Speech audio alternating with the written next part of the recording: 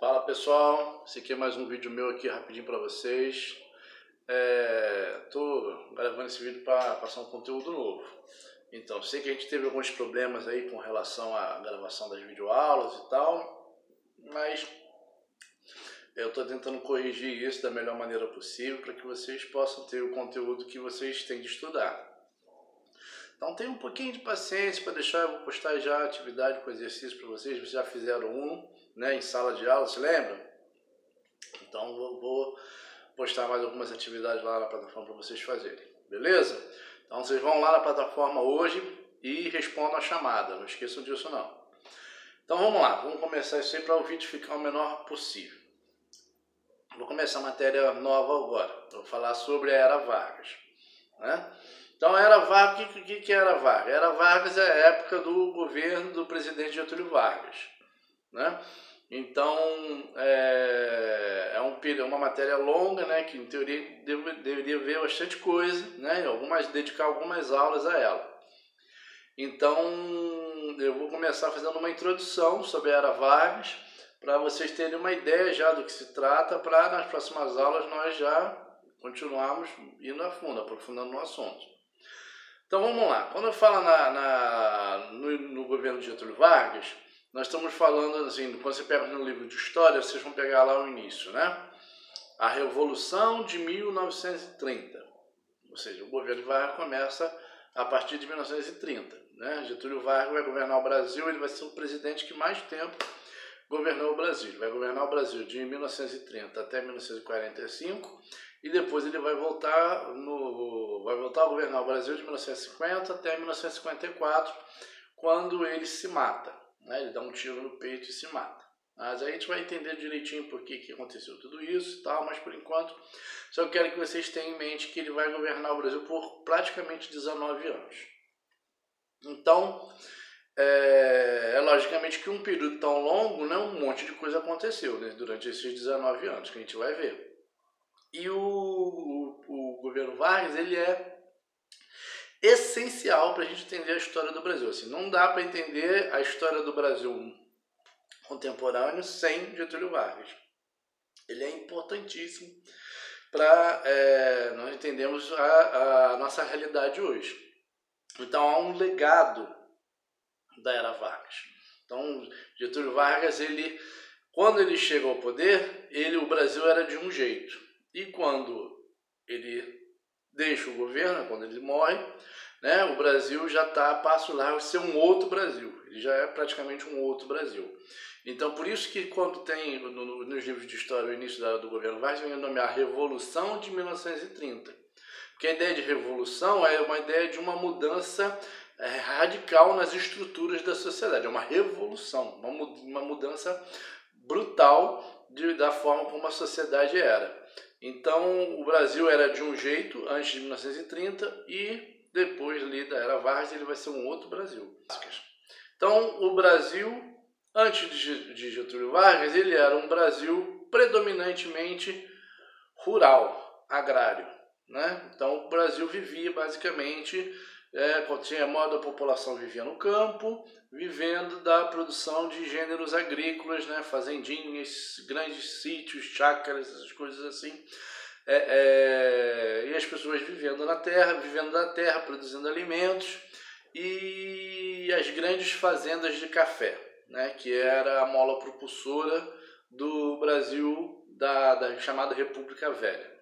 Então a República Velha é a República dos Coronéis, né? E quem eram os coronéis? Os coronéis eram os grandes produtores de café, eram os grandes fazendeiros que produziam café para exportar.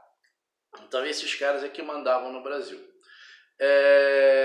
Então assim, o Brasil passa, né, diante de 1930, de um país rural, agrário, né, as pessoas vivendo no campo e trabalhando na agricultura, para caminhar rapidamente para um país urbano e com uma produção industrial. Ou seja, as pessoas vão sair do campo, vão começar a viver nas cidades, as cidades vão começar a crescer e, além disso, a maioria da população vai deixar de trabalhar no campo para começar a trabalhar nas indústrias, nas fábricas.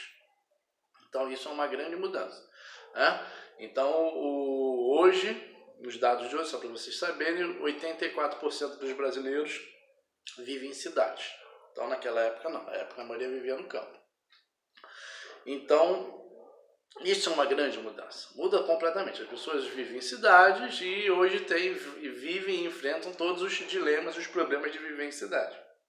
Então tem violência, tem trânsito, tem os serviços públicos que não dão conta de atender todo mundo e assim vai, né? Então essa mudança do meio rural para o meio urbano, isso é um legado da era Vargas. Então é indiscutível que o governo Vargas faz essa mudança no Brasil.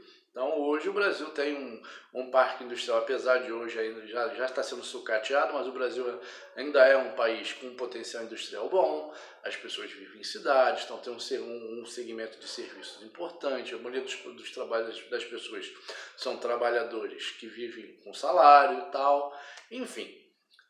Então essa é a primeira grande mudança. Outro ponto é que tem um divisor de água, né? Antes de Vargas, depois de Vargas. Então, quando você para para pensar, né, na questão do trabalho, então já deu uma adiantada. Então, antes as pessoas trabalhavam no campo e agora eles trabalham nas cidades, no comércio, nas indústrias e assim, no segmento. Antes era segmento primário, agora é secundário e terciário. E aí vem uma grande mudança que é trazida na era Vargas, que é a questão da legislação trabalhista.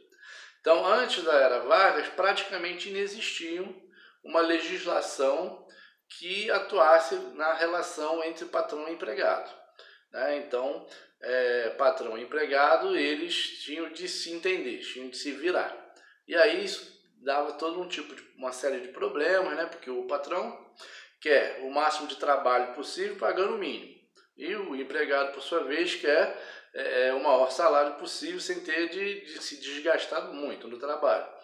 Então aí você tem inúmeros conflitos, né, entre patrões e empregados. Então os trabalhadores faziam uma série de greves, né? Tem greves que paralisam o Brasil, tem uma greve em 1917 que paralisa o Brasil, os patrões, por sua vez, mandam embora em massa, fazem lista negra, enfim, há todo um conflito, uma guerra mesmo, quase que aberta, né, um conflito, uma luta de classe, como diria Marx, né, entre os trabalhadores e os empregadores.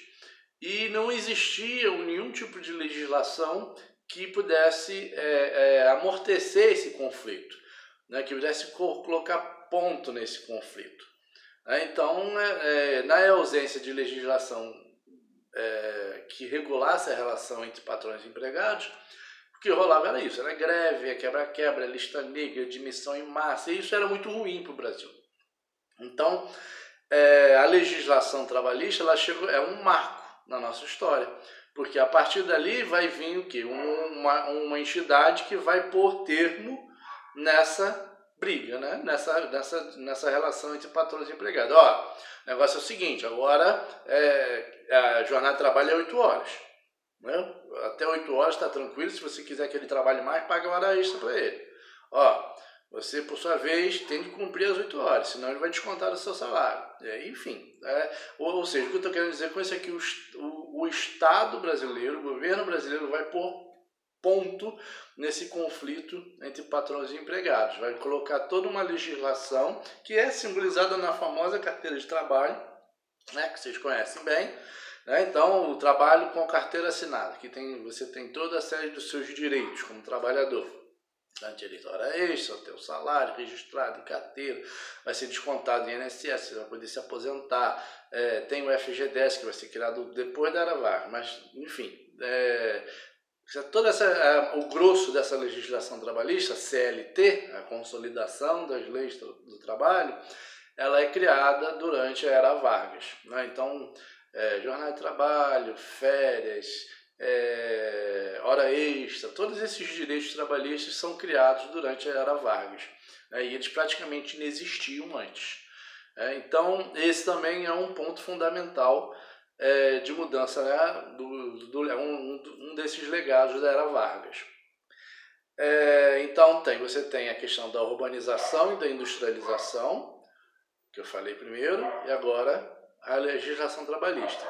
Outro ponto que é um legado da era Vargas, que muda completamente a forma como era praticada, era a questão a questão da escolha dos representantes, ou seja, das eleições. Então as eleições eram de um jeito e passa a ser de outro, né, com Getúlio Vargas. Então o que mudou na era Vargas com relação à legislação eleitoral, né? Então, para você eleger o seu representante na República Velha, você ia lá e exercia o voto, né? O voto já existia o sufrágio universal, ou seja, o voto era para todos os homens, as mulheres não votavam. Então, o voto feminino vai acontecer na era Vargas. Então, essa vai ser uma mudança. Então, você tinha uma quantidade imensa de pessoas, né, 50% da população, que não votava. O voto era só masculino. E as mulheres só vão ganhar o direito a voto na era Vargas. E aí, que mais que a legislação, que a coisa traz? O ponto mais importante, que é a questão do voto secreto. Então, como assim? Vamos lá. O voto antes, na República Velha, ele era aberto. Ou seja, o que isso quer dizer? Quer dizer que era possível que as pessoas soubessem em quem você votou. Então, não era um segredo. Né? Não era um segredo em quem você votou. Só que o fato do voto ser aberto, ele abria o caminho, né, para que o eleitor sofresse todo tipo de pressão, né? Então, se eu tenho lá como saber se você votou no fulano ou no ciclano, eu posso exercer pressão em você. Então, o patrão podia chegar para você e falar assim, vote no meu cunhado está vindo como deputado, e se você não votar no meu cunhado, eu vou mandar você embora. Né? Então havia o quê? Uma pressão para que você votasse, não segundo o que você achasse melhor, que fosse melhor para a sua comunidade, para a sua região, não. Você sofria pressão para votar segundo o interesse dos poderosos. E aí a pressão era a mais variada possível, né, desde da ameaça de perder o emprego até a ameaça de uma surra, né? Então as eleições no Rio de Janeiro eram um caos, né? Então tinha grupos que eram parte de um grupo organizado por um político tal, e eles botavam terror mesmo, eles faziam terror na época das eleições e pressionavam as pessoas mesmo a votarem no candidato X, né? Então esse tipo de pressão fraudava as eleições. Os caras não votavam segundo o seu interesse, aquilo que eles achavam correto, não. Eles votavam segundo a pressão dos poderosos. Eles votavam segundo a vontade dos poderosos. Isso em história tem um nome chamado voto de cabresto. Ou seja, o cara literalmente o eleitor, a pessoa comum, estava literalmente no cabresto, preso. Né? Ele não votava segundo a sua ideal, mas votava segundo o interesse do poderoso ao qual ele tivesse algum tipo de conexão, seja o seu patrão, seja o fazendeiro, o coronel, né, que empregava um monte de pessoas lá na fazenda dele, seja esses poderosos criavam o que chamamos de curral, um curral eleitoral, né? E ali aquelas pessoas votavam segundo a vontade daquele chefe local. Mas aí o que muda com a era Vargas? Muda que o governo Vargas vai acabar com isso. Então já havia, antes, né, durante a República Velha, já havia essa demanda, né, para o voto ser secreto, era uma demanda dos militares, dos tenentes principalmente, e Getúlio Vargas vai chegar ao poder em 30 com o apoio dos tenentes, ou seja, das patentes médias do Exército. E aí ele vai encabeçar o voto secreto. E aí o voto secreto vai ser colocado aí em prática como é hoje. Então hoje você chega lá, você vai votar, tem lá o biombinho, lá o voto é secreto, ninguém sabe quem você votou, então você já não sofre aquela pressão para votar no candidato X. Né? Então hoje os candidatos têm que ganhar seu voto na lábia, né? Fazendo propaganda, prometendo, buscando cumprir o que prometeu na campanha passada. Enfim, hoje a dinâmica é outra. Naquela época a dinâmica era da ameaça, da pressão, da coerção. Então hoje, se hoje nós votamos de forma secreta, é também um legado do governo Vargas. Então olha só como é que tanta coisa muda no Brasil. Então você tem, as pessoas começam a viver em cidades, começam a trabalhar nas indústrias, começa a ter toda uma legislação trabalhista, começa a ter as indústrias começam a surgir. Getúlio Vargas vai criar várias empresas gigantes, que nós vamos ver aí, né? Inclusive elas estão aí até hoje, né? A Vale, a CSN, a Petrobras, todas essas empresas são criadas durante o governo Vargas. Nós vamos ver quando eu for falar da indústria de base. Então percebam que é um período muito rico em que o Brasil se transforma radicalmente. Então todas essas mudanças acontecem durante o governo Vargas. E, como eu falei, esse aqui é só um vídeo introdutório. Nós vamos ver essa matéria aí com calma ao longo de vários vídeos, várias videoaulas. E, enfim, eu só vou falar só mais algumas coisinhas e vou encerrar o vídeo para ele chegar a fechar a 20. Então, assim, quando você vai estudar a Era Vargas, ela é um período tão longo e que tem tantos acontecimentos que nos livros de história ele é dividido em várias partes, né? O governo Vargas é dividido em várias partes. Então ele tem a primeira parte, que é quando ele chega em 30, que é chamado de governo provisório. Por quê? Porque ele chega num contexto de derrubada do governo do presidente anterior. Então o presidente Washington Luiz era o presidente em exercício e ele é derrubado depois de uma dinâmica que eu não vou explicar agora, né? Mas ele sai do poder, ele sai da presidência, né? Ele é retirado da presidência e Getúlio Vargas assume no lugar dele. E aí você tem um período que é um governo que seria provisório. Provisoriamente, né? Ele governaria com amplos direitos por decreto, né? Sem um amparo de uma Constituição, que aí eu vou explicar essa questão mais para frente. E esse governo que era provisório, que deveria ser rápido, ele dura 4 anos, né? Então praticamente o tempo de um mandato. Mas enfim, aí passado esse primeiro período de governo provisório, vem o chamado de governo constitucional, que aí sim, né, o Getúlio Vargas vai governar amparado por uma Constituição, ou seja, por uma lei maior, uma carta magna, que ele também tem de obedecer, e não mais governar por decreto e nomeando quem ele quisesse. Então, você tem um período de constitucional, né, ao qual ele vai governar obedecendo uma Constituição, e aí você vai ter um momento de grande radicalismo político, né, parecido com o que a gente vê hoje, essa briga entre esquerda e direita, e isso vai terminar num terceiro período da Era Vargas, que é chamado de Estado Novo, que é um período em que o governo Vargas ele se torna uma ditadura. Então ele se torna um governo extremamente autoritário no meio daquela briga entre esquerda e direita. O que acontece é que o Getúlio Vargas permanece no poder como um governo autoritário, um governo que vai perseguir os dissidentes políticos, aqueles que discordam dele. E esse governo vai de 1937 até 1945. Né? Aí tem a dinâmica da Segunda Guerra e ele volta em 1950 eleito democraticamente, né, como se dizia na época, né, ele volta nos braços do povo, ele volta com a maior eleição, o maior número de votos que até então o presidente já tinha recebido.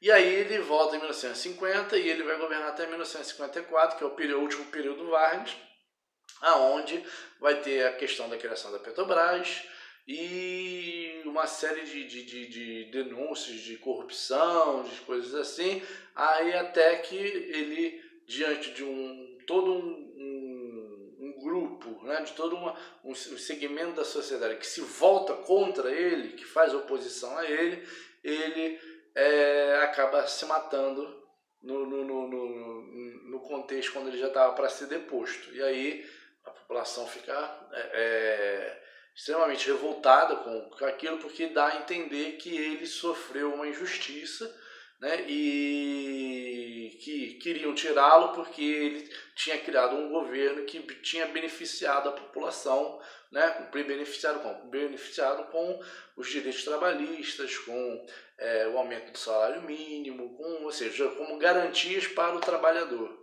Então mas aí nós vamos ver isso com calma, né? Então eu vou fiz só esse período, esse vídeo como introdução, ele já está com 21 minutos, eu vou encerrar por aqui. Então assim, são muitas as mudanças, o legado da Era Vargas é muito grande e nós vamos ver isso com calma nas próximas aulas. Vou postar uma atividade para vocês fazerem daquele conteúdo da crise de 1929, né? E junto com esse vídeo aqui, aí vocês acessem lá a plataforma e façam as atividades, assistam esse vídeo e façam a atividade. Então, beleza, pessoal? Só não vou me prolongar mais, já está com 22 minutos. Obrigado, desculpe qualquer coisa. Valeu!